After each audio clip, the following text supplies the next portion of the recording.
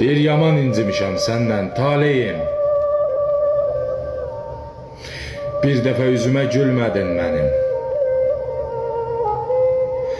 Yazanda kəm yazdın alın yazımı, yazanda qırılaydı qələmin sənin. Bu qara talehlə barışamıram.